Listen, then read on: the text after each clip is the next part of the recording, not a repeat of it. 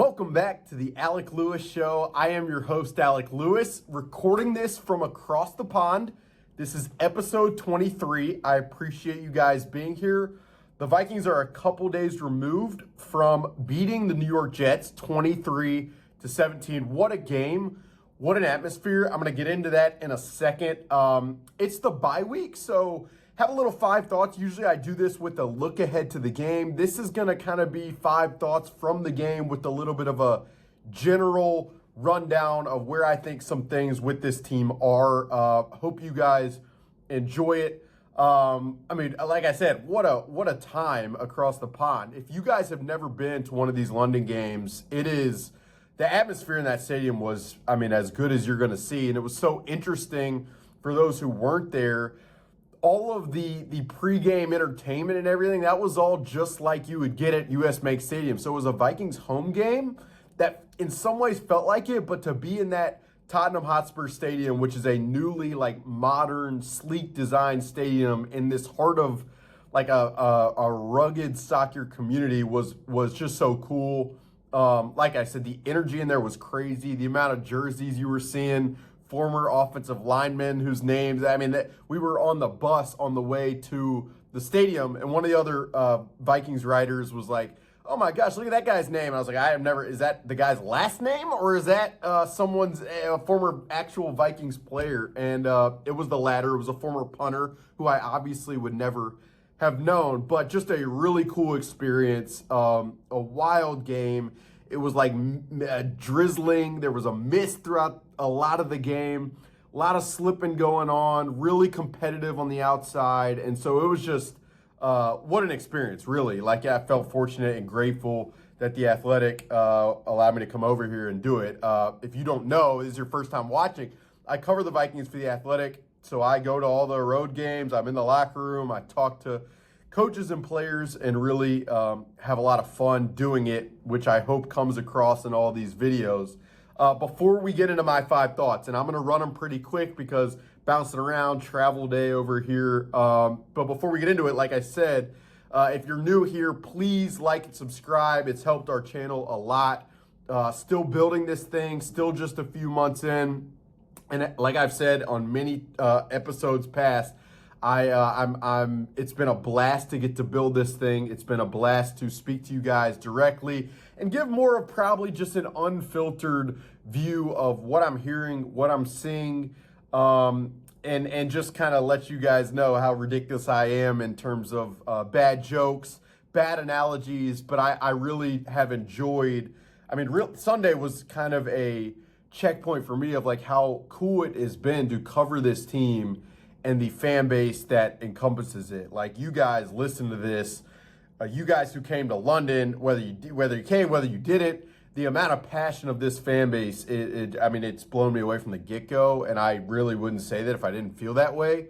And so throughout the entire stretch of these last 3 years and this first stretch of this team starting 5-0 in a season where their over-under was around 6.5. It's just blown me away again. But please like and subscribe. If you're listening to this on Spotify and Apple, rate and review. I think that stuff's pretty easy. Helps us out from publicity-wise over there. And if you're watching on YouTube, you probably see rain on my shirt. I just went on a run to kind of get the juices flowing, get the brain right for these 5 thoughts, which we will hop right into. And as I have most episodes, I've started with Sam Darnold, so we're going to do it again.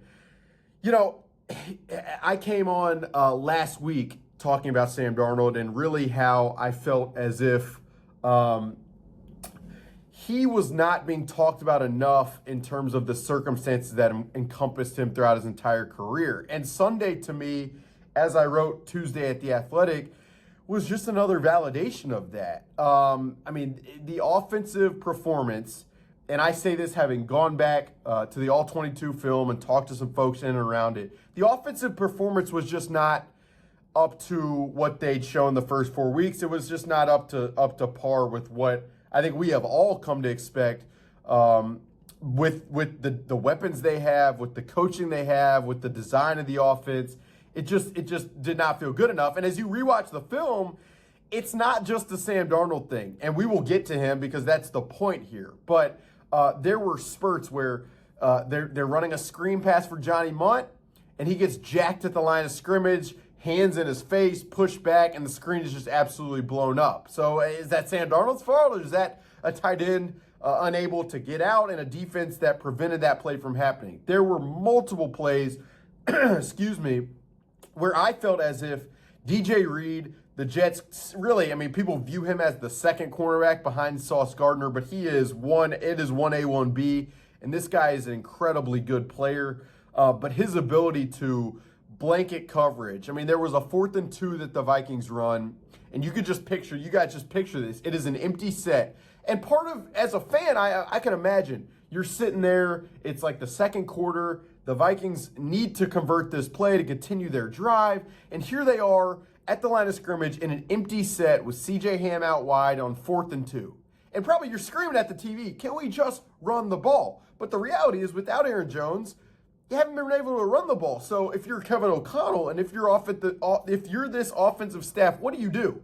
Do you have faith in something that you really haven't proven throughout the course of the game with a backup running back in Ty Chandler, who right now, from a yards after contact perspective, is towards the bottom of running backs who have run the ball at least 20 times. It's half of a yards after contact average than Aaron Jones. Do you just run vertically and hope for the best? Or you try to put yourself in an optimal situation from a passing standpoint to find a target? I guess I could understand from your guys' perspective, like I almost want to ask and be like, what would you prefer? Run against a brutal look in a situation with your team that you have not been able to really run the ball well, or try to throw against a premier look with a quarterback against a defense that has really blanketed your corners? Well, they obviously tried the latter. They often do when it's Kevin O'Connell. The premier look, hunting the premier play,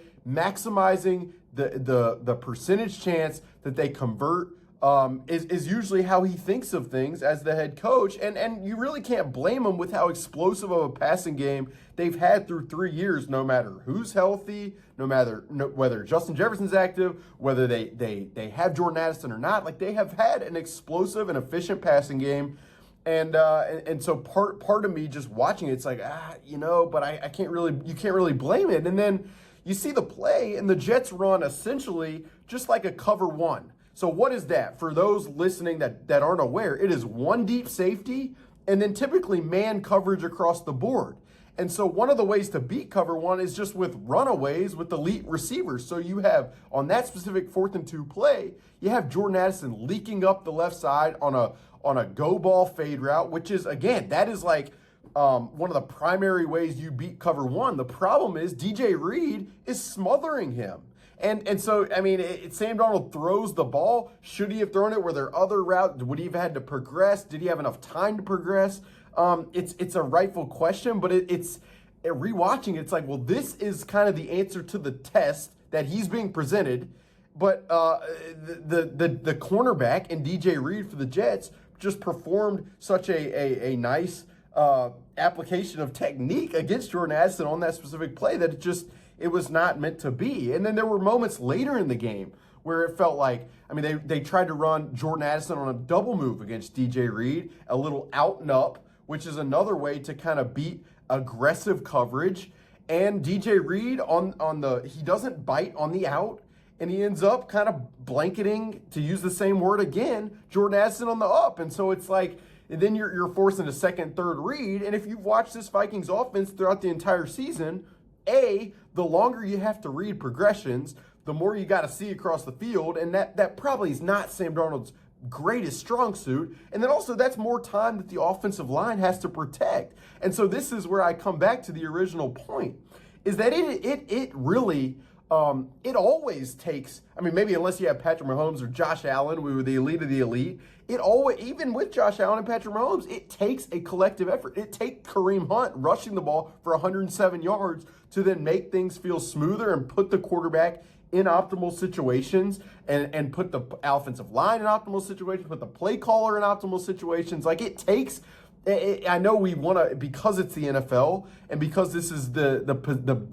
the hardest position to play in sports. It's the most recognizable position in sports. Everything falls on the quarterback, and it should, I guess. But to act as if the quarterback's performance is just unto himself, to me, is part of the reason why Sam Darnold, why the narratives around him struggling so much early in his career are a little bit lazy, because it literally takes all of that working together. Now, I will get to Sam Darnold. His play wasn't good enough. It just wasn't. I mean, now, the questions for this was that because of him getting hit early and probably the wind knocked out of him on the Chaz Surratt hit. That could be the case, without question. Was it the weather and he just wasn't able to, find his footing and plant and be able to throw the ball with force the way he has all year? Was it just a lack of sleep with the travel? I mean, a lot of these are potential aspects that you guys probably listen to. It's like excuses. It's just Sam Darnold struggled.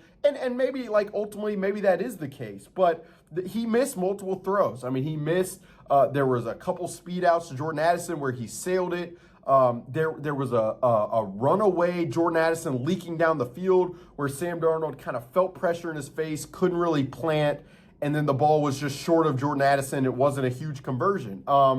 There was a play where he tried Justin Jefferson in double coverage in the end zone when he had Johnny Munt wide open on the second level. So one of the refrains from some of you guys, maybe none of you guys, at least people I was hearing from on Twitter and in the comments, was like, why were there no second level throws? Where in reality, there were open second level throws. In that specific instance, he did not find a Johnny Munt. And can you really blame him for forcing it into double coverage to Justin Jefferson rather than throwing it to Johnny Munt? I don't know if you can. I guess the point here is, like I said, it wasn't good enough. And I think for me, just like with the first 4 weeks of the season, if you react as if one game is a referendum on anybody in this league, I think that's a little foolproof. Like, if he struggles to be accurate at home against Detroit, on the road against Los Angeles, and this goes for a span of weeks, then I think it's really fair to be like, well, at what point is this offense just ultimately handicapped with not having the Sam Darnold that we saw the first 4 weeks? So that's the point. Not good enough. I want to see more, and I don't think it is fully fair to put it all on him, considering it felt as if, rewatching the game, talking to folks, the operation entirely was not at a level that this operation has been at offensively to start this season. That's point number one. That's the longest I'm going to go on one of these, and I'll probably speed it up and we'll get out of here in about 8 minutes. Aaron Jones being out is point number two. If that is the case, depending on how long he is out, it is a major concern. I mean, there is no question about it.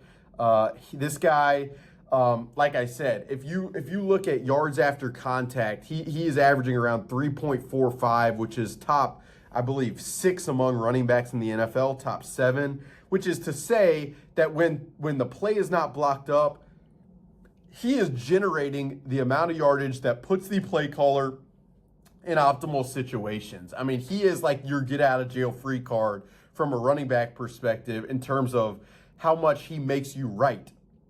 And it was interesting, like, it really felt like the first drive of the game, if you go back and rewatch, the Vikings were humming. It looked pretty clean. It looked pretty good. The Vikings felt like they knew what they were doing. Now, over the course of the game, the Jets did some interesting things. They played more man coverage on second down than they had all year, so that probably forced the Vikings to adapt a little bit. And then the second half, when the Vikings did adapt, they kind of flipped back to some of their quarters, cover 4 type 4 men deep, for those of you who aren't really aware of what that means, and then cover 6, where it's quarters on one side and cover 2 on the other. So they were mixing, the Jets were mixing and matching, and you give them credit for just the plan that they had. I really do. I felt as if it was from a personnel perspective defensively, and then from a plan put together, that was probably the best that I've seen against the Vikings all year. So I want to make that clear. But you really felt like from the time that Aaron Jones went out and did not return from the hip injury, things just kind of felt wayward and disjointed from that point on. And so if he is not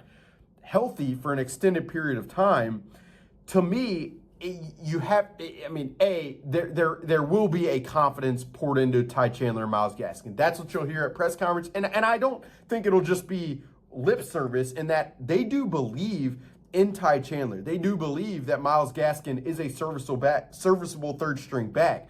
But the question would be, for this offense and for Sam Darnold to hum as possible, for this offensive line to hold up as much as possible, for the play calling to be at Kevin O'Connell's disposal as much as he would want, do you need more dynamic, kind of a more dynamic skill set back there? Now, again, this is all if Aaron Jones misses an extended period of time. And I asked Kevin O'Connell afterwards, after the podium session, what he thought. He's like, we don't really know right now. By the time you listen to this on Tuesday, there probably is going to be more of an update, so I would pay attention to that. But if he's not out for a long period of time, probably the best news you could possibly hear for Vikings fans, to be a Vikings fan during this bye week. If he is, then you start to ask questions. Can this personnel staff get creative and potentially finding somebody, or are they okay enough with what they have? And for me, given the arc of where the season could go and the expectations that are now poured upon this team, given they are 5-0,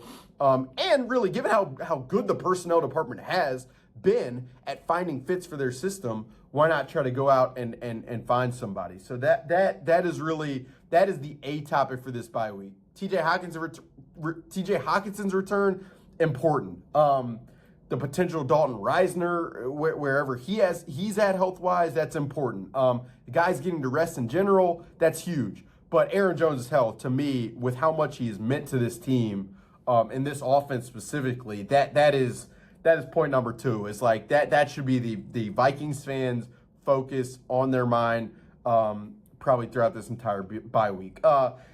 Point 3, Stefan Gilmore, man, like this guy. I think some of the teammates called him like the ageless wonder. Cam Bynum called him the GOAT after the game.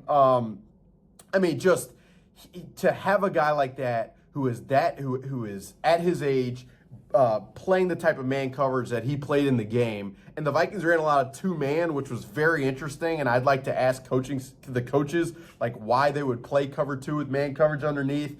Like how that became kind of the idea entering that game. It's not it's not a defensive scheme that they've used much this year or really since Brian Flores got here. So if anything, it was a sign that they believe in these cornerbacks, or they wanted these cornerbacks to show their stuff.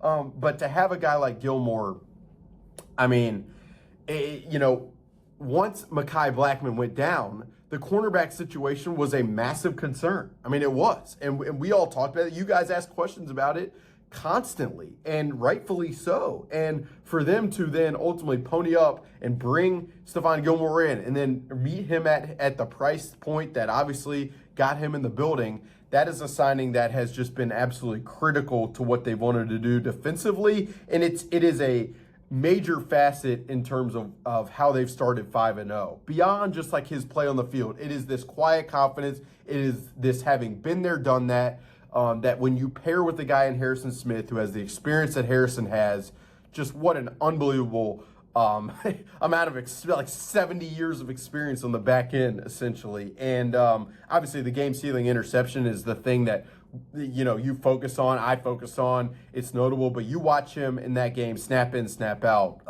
just mighty impressive. And you give the point number 3 is really like credit the personnel staff, credit the coaching staff for identifying that they needed to go do that and for ultimately making it happen. Point number 4, the Bynum Metellus Parent Trap celebration was, phenomenal. I got to be honest. I'm not a Parent Trap savant. I saw the movie probably when I was a kid. Haven't really studied it a ton. I couldn't tell you that if I saw that celebration in real time and didn't hear other people saying it was from Parent Trap, that I would have recognized that. I don't know if I probably would have, which shows my lack of awareness. But the point here is that Cam Bynum, I'm going to spin this to a football point. Great job by Cam Bynum and Metellus. The choreography, the preparation that they put in, bravo. In this theater town, this Broadway town, to be able to do that on the fly, just A1. But, the football aspect is like, that is like the best sign of the awareness of these guys that you could possibly find. For 2, and what I mean by that is, for 2 NFL defenders to understand that Parent Trap had a London angle and then to want to prepare to put that together for the point at which they felt like a turnover would happen and they could perform that live, like you know how much awareness goes into that, and how much like thought and energy and just attentiveness to culture that takes place like that. It was the best sign of that as you could possibly find. And again, they did a heck of a job. I don't believe they're going to be performing here in London, but in the offseason, the Broadway shows should look for them, because these guys are, as Cam Bynum said, they're on a generational celebration run. So bravo to them. And the fifth point I want to make, and I debated on what this should be. Will Riker, the rookie guy, being ridiculously good.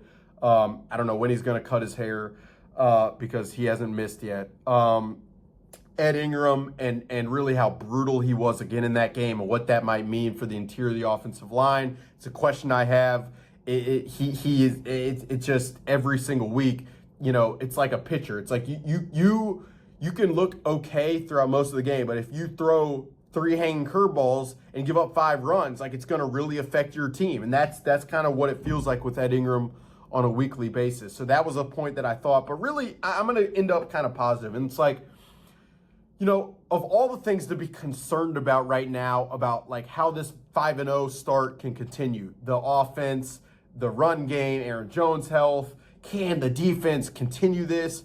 Like, the positive here is that from a health perspective, it's probably as good as you would hope to be entering the bye week. I mean, Justin Jefferson's healthy. Jordan Addison's healthy. I mean, defensively, a lot of guys with injury-prone histories. Jonathan Grenard, Blake Cashman, Andrew Van Ginkel. These guys are all healthy, and they all get a bye week to rest. I mean, Sam Darnold at quarterback is healthy. Jalen Naylor is through 5 games. He's healthy. The interior of the defensive line, which has been so critical stopping the run, is healthy. Ivan Pace Jr. missed a couple weeks, came back. You could feel his impact against the run on every single play, and just his chaos attitude, just like it just solidifies what this defense wants to do. But if you look overall, and obviously Aaron Jones is a massive one, there's no question about it, but to be, from a health standpoint, to be where they are, and you look across the league, and it's every week, offensive lineman goes down with massive injury. I mean, I didn't mention the offensive line, but the tackles are healthy. Garrett Bradbury's still healthy. Blake Brandell's healthy. Like, you look around the league, and you hear massive injuries. Rashee Rice, cornerbacks here, tackles there, defensive linemen here, Marcus Davenport in Detroit there. Like, it is constant in terms of injuries affecting teams. And for this Vikings team overall to be, I mean, fairly healthy entering this bye week, to me is a testament to the work that Tyler Williams and that staff has done. It's also maybe just randomness. It's the way they've structured. Maybe it's not randomness. Maybe it's the way they've structured practice. All in all, that is as positive of a sign of maybe what's to come to me as really anything else. And obviously, again, you're watching Aaron Jones' health. That's probably primary conversation point number 1 this week. But I just wanted to point that out, because as I thought about it, it's like, wow, they are pretty healthy, and it's at a lot of their critical positions with their key players. And so, yeah, that's where I thought it ended. So those are the 5 thoughts. I'll run them down again. Darnold's play, not good enough. I want to see it more. Was that just a one-off?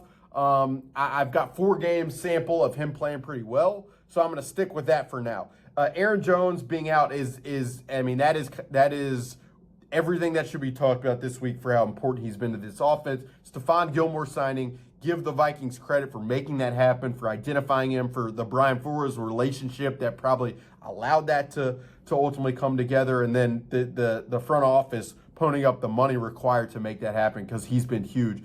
Cam Bynum, Metellus, Parent Trap celebration, incredible stuff by those guys. Also, sign of the awareness of just really the defensive back room and the secondary as a whole.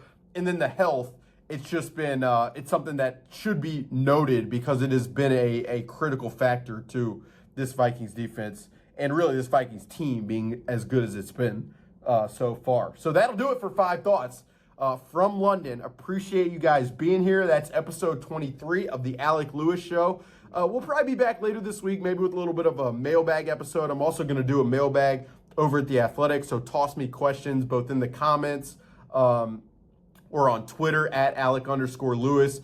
Free to answer any of those things. We'll love to hear from you guys. But 5-0, rest up over the bye week. I know I'm going to enjoy a little bit of time to get ready, get the mind right for what will be, just a wild stretch coming right out with Detroit at home and then on the road in LA. Like it doesn't slow down. The tests do not get easier. I expect every weekend to be pretty close, but that Detroit game, if the Vikings at home are able to hold on to the undefeated record against the Detroit offense that has been exceptionally good thus far this season, it's going to be really interesting to see a year later with this personnel against Ben Johnson, given how some of those matchups with Brian Flores went last year. Very much looking forward to that. Appreciate you guys listening. If you made it this far, please like and subscribe. Really helps the channel. Rate, review if you're listening on Apple and Spotify. But that will do it for the Alec Lewis Show. I'm going to take a breath. You guys have a great week, and see you guys soon.